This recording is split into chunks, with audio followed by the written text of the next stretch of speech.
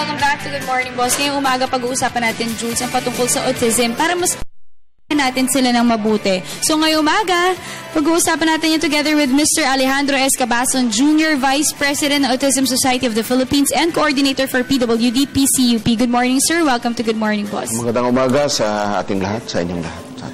Alright, sir. To start off, what is the really main objective of Autism Society of the Philippines? Well, the primary objectives of Autism Society Philippines is to educate the public about the condition of persons with autism. And it's good that I'm also connected with government, being the PWD coordinator of the Commission for the Urban Poor.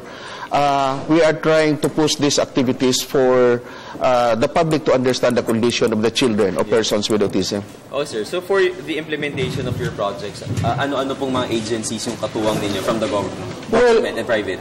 Well, primarily, the Department of Health should enter into this because of the, the medical and the professional interventions for our children. Yes. Also, we need the assistance of the SWD in terms of whatever subsidy that they can extend for the poor persons with autism. Also, we need the Department of Interior and Local Government. In fact, we are trying to partner with them for the creation of Persons with Disability Affairs Office at the LGU level, no? And finally, the DepEd also because of the education requirement of our children. Pero sir, being part of the Autism Society of the Philippines, ano ba yung dapat naming maintindihan, lalo na yung mga viewers na wala talaga silang awareness about autism? Ano ba yung mga dapat naming maintindihan about autism upang mas maging maayos yung kanilang interaction sa ibang tao? Well, first and foremost, autism kasi is a spectrum disorder, no? There's no, ibig sabihin, because it is a spectrum disorder, depende kung saan ka sa spectrum, no? May severe, may high functioning. So there are different categories. Yeah, different categories, no? At ang autism kasi dapat malaman ng na ito ay hindi mo makikita sa physical na anyo. Okay. Kaya it is a neurodevelopmental disorder. It affects kasi the brain. Alright. So unlike the persons with physical disabilities, which is very obvious, yes, yung persons with autism and other neurodevelopmental disabilities to include ADHD, no? Hindi talaga siya obvious. Yeah? This is, dito is non-apparent disability. Yes. Okay, sir.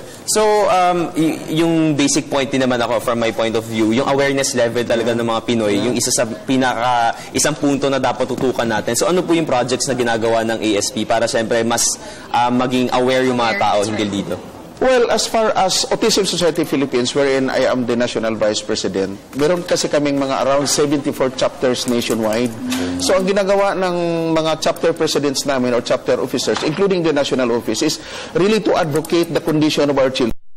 Lalo na, again, this is an apparent disability. So, ang bigat kasi sa aming mga magulang na kung hindi kasi na-educate yung public about the condition of our children, nagkakaroon siya ng mabigat na stigma sa aming mga magulang, yung sasabihin na na-spoiled brat yung bata, walang disiplina, etc. Without them knowing na, alam mo, iba talaga ang kondisyon ng mga anak namin, iba talaga siya. Pero sir, what are the existing laws right now or yung mga batas na meron ng pamahalaan para sa mga yung mga autism? Well, as far, wala naman siyang specific sa autism, but yung person as a whole, no? Yes. For example, there is a Republic Act 170. Yung Republic Act 170, it encourages all the local government unit to create Persons with Disability Affairs Office.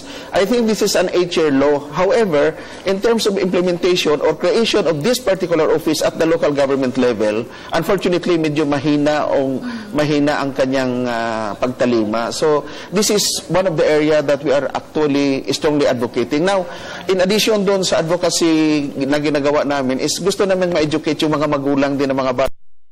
Lalo na yung mga magulang na wala talagang kayahang magdala sa mga anak nila sa mga centers, yes, including the teachers, because we wish also to educate the teachers in terms of handling the condition of our children in school. Yes. This is important, Jules, para to better understand, lalo na dun sa mga magulang, kung paano nila i-handle yung mga ganitong klase ng sitwasyon. Okay, sir. Sir, as an end note, sir, no, do we consider autism as a disability or what? Well, it is a disability because it affects the senses of our children. Okay. No?